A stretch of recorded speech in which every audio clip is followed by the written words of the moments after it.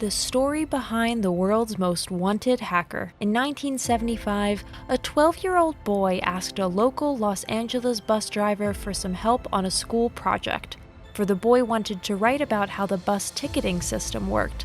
Little did the bus driver know that this would lead to the first of many modern cybercriminals in the distant future of 1995, when the now 32-year-old Kevin Mitnick was arrested by the FBI. As the internet continues to become more and more incorporated into our everyday lives and services, the world of hacking grows along with it.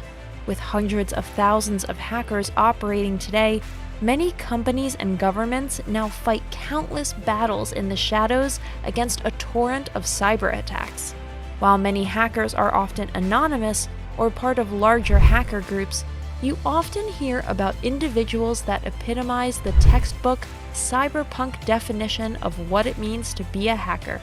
This is especially true in the very early days of the internet, when the user base was infinitely smaller, and even before its existence, casino games, cryptography, and telephone systems were all fair game. Chances are, if you were one of the few who dared to look deep enough in places you weren't supposed to, you'd make headlines. And no other hacker has made it as big as Kevin Mitnick, who was one of the most notorious cybercriminals from the dawn of the information age. But what did Mitnick do to earn his reputation as the world's most wanted hacker? Before computers. Much of the start of Mitnick's road to infamy began during his upbringing in the 60s. At the age of 3, Mitnick's father had split from him and his mother, leaving Mitnick alone by himself in their Los Angeles home as his now single mother worked long, unpredictable hours as a waitress. Undeterred by the lack of supervision, it was this environment that led to Mitnick becoming something of a wanderer, as he explored the local neighborhoods and sparked a natural curiosity to fight off an otherwise boring childhood. At some point, having exhausted the surroundings, Mitnick wanted to go further out into the greater Los Angeles area. One day, as he rode the bus, the young Mitnick realized while looking at his purchased bus transfer that the slip's security that validated its usage was based on a specific paper punch pattern that marked the transfer's day, time, and route. And so, he had the idea of forging the pattern on his own to essentially create free bus tickets for himself. Finding the tickets themselves was surprisingly easy, as bus terminals had trash bins filled with partly used books of transfers. The only thing he needed was the punch device that the bus operators used, which eventually led him to an encounter with the bus driver who would give him the information on how to find it. After buying the punch, Mitnick began to memorize patterns associated with the bus schedules of the entire LA system, tapping into what he would later realize as an uncannily reliable memory that he would take full advantage of in his later years. This exploitation of the bus system would become known in retrospect as Mitnick's first successful hacking. As Mitnick went into high school, he took on new interests, one of which was performing magic tricks. That particular hobby brought out a mischievous side that was dormant inside him. In his own words, "Once I learned how a new trick worked, I would practice, and practice until I mastered it. To an extent, it was through magic that I discovered the enjoyment in fooling people." Mitnick's first encounter with what would become the foundation for his practical hacking experience came in the form of a hobby called phone breaking, an early form of hacking that exploited the internal telephone systems of phone companies. Think of it like faking your identity over the phone. Mitnick would learn and memorize from other students the language and protocols of company staff in order to access any information that he wanted. Having tricked other operators in giving information with this facade, Mitnick would see this as his introduction to social engineering. It came to him naturally. With his father's side having been in sales, one could guess that his knack for influence, persuasion, and deception was inherited from the start, and he would only continue to improve and refine his techniques. Birth of a hacker. Mitnick's obsession with phone breaking would give him an encyclopedic knowledge of not only phone companies, but also the inner workings of the phone hardware that they operated. He would be able to have flawless conversation with employees and know more about their own systems than they did. And soon enough, after learning all there was to learn about phones, Mitnick expanded his horizons to newer technologies, computer operating systems.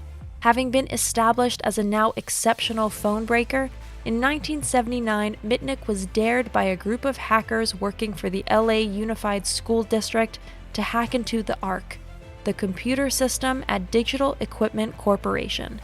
He decided to take on the challenge in the hopes of entering the group in order to learn about operating systems from them, just as he did with phones. The hackers gave Mitnick the dial-up number for the DEC computer system, expecting Mitnick to fail in getting access. However, they underestimated him, as Mitnick was quickly able to impersonate one of the lead developers at DEC and gain complete developer access to the system. While the hackers who dared Mitnick were floored by this, it didn't lead to anything good for Mitnick. After using his newly hacked credentials to download DEC software, the hackers would betray Mitnick and sell him out to the company, putting all the blame on him and leading to a year-long arrest in 1988. Did Mitnick deserve to go to prison?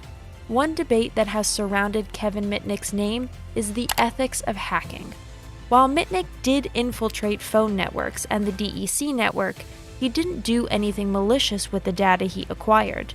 Everything he did was for the sake of learning and satiating his endless interests, and to him, he never did anything wrong. Perhaps because of this, his various run-ins with law enforcement never seemed to deter him from hacking. Becoming the most wanted. After his time in prison, Mitnick would be on 3 years of probation and would be put on treatment for computer addiction. While the first 2.5 years he couldn't do anything to attract unwanted attention, at the tail end of his probation period, Mitnick dropped his treatment sessions and began hacking once more, infiltrating Pacific Bell's voicemail computers in order to listen to the voicemails of the law enforcement personnel who were keeping tabs on him. Rather than go back to prison for yet another hacking incident, Mitnick instead looked outwards. He would rather run and declare himself a fugitive than stop hacking. Having already made targets out of not only DEC but also Pacific Bell, Mitnick was getting his name be known. The FBI put a high-profile warrant for Mitnick's arrest. Their search for him was well publicized and was given huge media attention. During Mitnick's time on the run from authorities, his large-scale operations and hacking exploits were taken and ran with by the press. Combined with the companies he hacked claiming thousands in damages and losses, the fugitive Kevin Mitnick quickly had his reputation turn from a small-time nuisance hacker into the most wanted enemy of cyberspace. While he was miffed at becoming this notorious simply for indulging in his pastime, Mitnick would keep his head down for 2.5 years and hide in plain sight. As it would turn out, Mitnick's skill for social engineering was also useful for creating a false persona. Disguising himself under the alias of Eric Weiss in homage to Harry Houdini's birth name, Mitnick shed weight and altered his gait by putting stones in his shoes, becoming a systems administrator in Denver, Colorado. Later, while still on the run, he would switch over to the alias Brian Merrill and move to Seattle, Washington to become a medical center IT employee. All the while, Mitnick would continue hacking various phone companies such as Motorola. As the World Wide Web came into public usage, Mitnick would also steal data over the internet, including sensitive information like credit card numbers from the San Francisco Bay Area. Whether he did so willingly or not, Mitnick kept hacking as effortlessly as he breathed. It was only a matter of time before he would get caught again. The arrest. Mitnick continued to live undercover as the FBI continued their search, having now moved to Raleigh, North Carolina. But at some point, he had realized that the sheer volume of his activity would prove highly risky if he wanted to stay a free man. To evade surveillance, Mitnick had planned to modify the source code of his cell phone and began hacking in order to acquire the code necessary to remove any of his identifying information. This would lead to his chance hacking of computational physicist Tsutomu Shimomura, who not only took notice of what happened when Mitnick hacked him on the Christmas of 1994, but also took challenge to his own breach. There was a sense of mockery with the attack. Shimomura's own computer outfitted with self-developed security tools. For Shimomura, catching Mitnick was perhaps a matter of pride. By doing a deep examination on the aftermath of Mitnick's attack, Shimomura was able to determine Mitnick's location, and by February 1995, Kevin Mitnick was arrested, ending the bounty put on his head. After the end of the long chase, whether it was a failing of bureaucracy or simply being fed up with his behavior, Mitnick was left in prison for nearly 4.5 years before going to court, with 8 months being in solitary confinement. At this point, Mitnick's legend has evolved to incredulous heights, with law officials famously being convinced at one point that he could start a nuclear war with just a payphone. Finally, in 1999, Mitnick would plead guilty for wire and computer fraud, in addition to interception of wire communications. He would be released in 2000, having served 5 years in total. By the time he was released, popular media had capitalized on Mitnick's reputation as the world's most wanted hacker. The courts prevented Mitnick from legally profiting off of books or films surrounding him for 7 years after release. Despite Kevin Mitnick's now famed reputation, today he denies much of the exaggerated accounts of his alleged crimes and has actively spoken against the processes that led to his arrest. He believes that he was made an example of by the law, which only began to create laws against hacking and social fraud because of people like him, despite not using any of the data stolen for anything self-serving. In fact, today, Mitnick is very much the opposite of a cybercriminal, running a world-class security firm as a multi-millionaire IT consultant. In some ways, crime does pay, but maybe not in the ways you'd expect. So there you have it. We hope you enjoyed this look into one of the most famous hackers in the world. Do you think Mitnick's arrest was justified? Let us know in the comments below. If you liked this video, make sure to like and subscribe for more criminal profiles. Thanks for watching, and see you soon in the next video.